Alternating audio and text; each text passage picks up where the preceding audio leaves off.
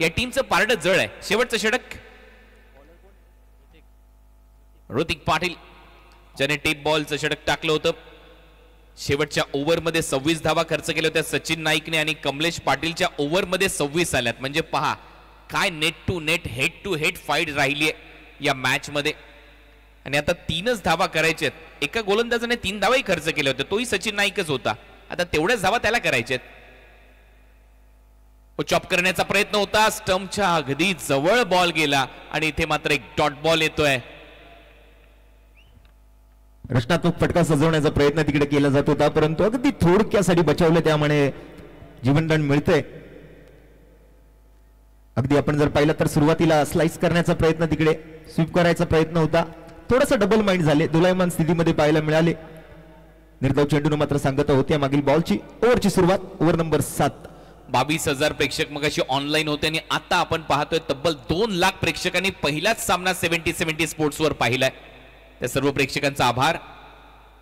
परत एक वेळा फुलर लेनचा बॉल होता, back to back 2 dot ball. मी मगाशीच आठवण करून दिली होती भारतरत्न सचिन रमेश तेंडुलकर यांची, आणि कदाचित तशीच गोलंदाजी सुरू झाली, परंतु DRS चा वापर केलेला आहे. वाईड बॉल साठी हा DRS वापरलाय बॅटिंग करणाऱ्या टीमने. म्हणूनच म्हटलं जातं नेहमी की cricket is a game of uncertainty. Cricket हा एक भारी भरकम अनिश्चिततेचा खेळ आहे. क्रिकेटमध्ये कधी काय घडेल ना याचा अंदाज लावणं नेहमीच चुकीचं ठरलेलं आहे. आतापर्यंत असं वाटलं होतं की एका हाती पद्धतीने मात्र हा सामना जो आहे तो वाशी इंडियन्सच्या बाजूने उत्तर देईल, परंतु सुरुवातीचे 2 बॉल पाहिल्यानंतर आता असं वाटतंय की दुसऱ्या बाजूने चेंज द गेम हे नाव जे आहे ते कुठेतरी सुटेबल आहे. मौलिक 11 Wadavali and it's a fair delivery. योग्य बॉल आहे. 4 मध्ये 3. परत एक वेळा सामन्यामध्ये कलाटणी येते. नावच चेंज द गेम वडवली आहे आणि दुसऱ्या बाजूला वाशी इंडियन्स दारावे असा हा सामना, पहिला सामना आजच्या रात्रीतला. परत एक वेळा उसळी चांगली प्राप्त झाली आहे. बॉल उडला आणि सरळ गेला छातीच्या लेवलने विकेट कीपरच्या हातामध्ये. सामना आवडला असेल, प्रेक्षक मायबाप सामना आवडला असेल तर दोन्ही टीमसाठी एकदा जोरदार टाळ्या झाल्याच पाहिजेत. What a match. आता 3 बॉल मध्ये 3 धावांची आवश्यकता असेल आणि हा आमचा सबस्क्रायबर मीटर मिशन 1 मिलियन पार करायचं आहे. 10 लाख रुपयांची पारितोषिक जिंकायची आहेत तर गुगल फॉर्म सबमिट करा. तिथे जाऊन तुमची डिटेल्स आणि तुम्ही देखील या मिशन 1 मिलियन मध्ये सहभागी होऊ शकता. त्याच्यासाठी लगेच सबस्क्राईब करा 70-70 स्पोर्ट्स युट्यूब चॅनलला आणि त्याचबरोबर फॉलो करायला विसरू नका इंस्टाग्राम हँडलला. बॉल शिल्लक आहे 3. मॅच मध्ये धावा करायचे 3. Match on Roshan. खूपच महत्वाचा चांगला सामना आणि त्याचबरोबर रंगतदार असा सामना. 3 चेंडू 3 धावा. होत्याचं नव्हतं आणि नव्हत्याचं होतं करणारा खेळ म्हणजे क्रिकेट. क्रिकेटमध्ये वेळ बदलायला वेळ लागत नाही आणि जर मॅच टाय झाली तर सुपर ओव्हर होणार आहे. त्यामुळे पहिल्याच मॅच मध्ये कुणाची आपल्याला सुपर ओव्हर पाहायला मिळणार का, हा मोठा प्रश्न प्रत्येक प्रेक्षकांच्या मनामध्ये उद्भवलाय. गेल्या 3 रात्रीपासून हा प्रश्न उद्भवलाय आणि आता पाहूया सुपर ओव्हर रंगेल का. कारण 3 बॉल मध्ये 3 धावांची आवश्यकता. सलग 3 चेंडू निर्धाव टाकलेत. ऋतिकचा चौथा डॉट येईल का पाहूया. पंच पाहतायत, वळण घेत आहेत आणि पंचांनी सांगितलं हो चौथा डॉट बॉल आहे. 4 चेंडू निर्धाव टाकलेले आहेत. काय सामना रंगतोय.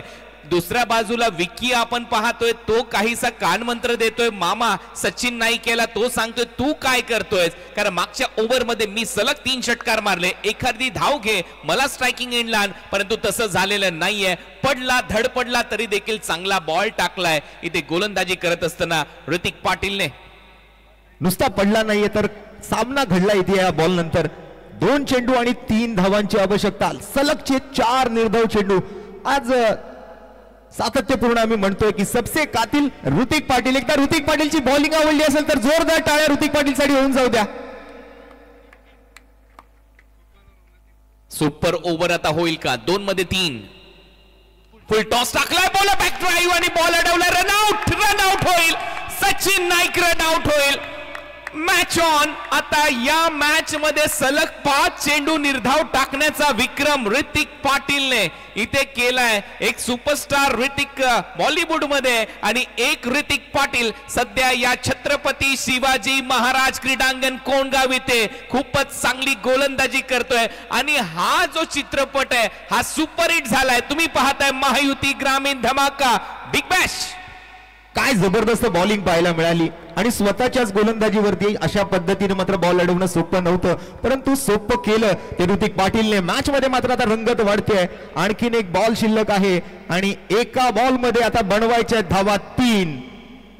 सामना जसा रंगत होता शेवटच्या ओव्हर मध्ये आपण पाहिलं की धावा करायच्या होत्या 3 आणि 5 डॉट बॉल हे पूर्ण षटक दाखवलं जाते. हा पहिला चेंडू निर्धाव होता, त्याच्यानंतर हा दुसरा बॉल डॉट बॉल, त्याच्यानंतर आपण पाहतोय हा तिसरा चेंडू निर्धाव टाकला ज्याने उसळी घेतली, त्याच्यानंतर चौथा डॉट बॉल तो देखील कट करण्याचा प्रयत्न फसला, 5वा चेंडू निर्धाव, फुल टॉस आणि आता 6वा बॉल, शेवटचा बॉल 3 रन.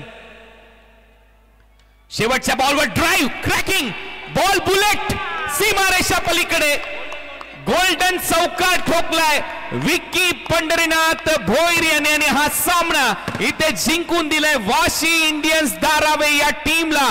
काय फटका इथे सजवलाय. शेवटी मौलिक 11 चेंज द गेम वडवली संघ पराभूत होतोय, परंतु पहिला सामना रोमांचक रोमहर्षक राहिला. प्रेक्षकांचा पैसा वसूल झाला, मनोरंजन झालं. 26,000 प्रेक्षक ऑनलाईन जोडले गेले होते. त्या सर्व प्रेक्षकांचं मनपूर्वक आभार. या मॅचचा मॅन ऑफ द मॅच विजेता खेळाडू नो डाऊट विक्की भोईर ठरलाय. या मॅचचा hero man of the match.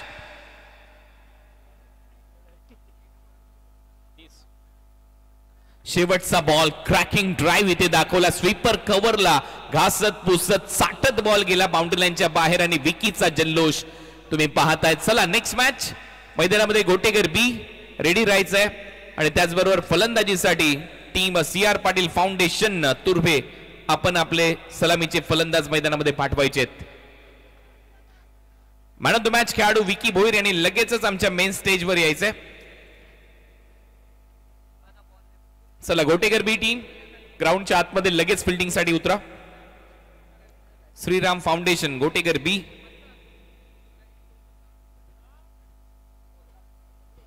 चांगला सामना रंगलाय. पहिला सामना मॅन ऑफ द मॅच पुरस्कार